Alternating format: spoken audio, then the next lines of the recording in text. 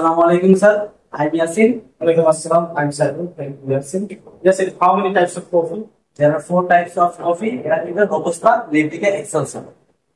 What is barista? Barista creates and serves hot and cold coffee, specialty and other beverages. What is espresso? Espresso is one kind of strong black coffee which is making high pressure hot water and finally brown coffee beans add together. What are the rules of barista? Preparing and serving hot and cold drinks, serving coffee and other beverages. Servicing customer and taking order. Cleaning and sanitizing work area and all equipment. Receiving and processing customer payment. Ordering, receiving, distributing stock suppliers. Describing menu items and suggest product to the customer. What is a mojito? Mojito is non-alcohol cold drinks which is making bean chips, limes, mojito syrup, ice, 7-Up or soda and fresh fruits or pudding. What is the between difference cappuccino and latte?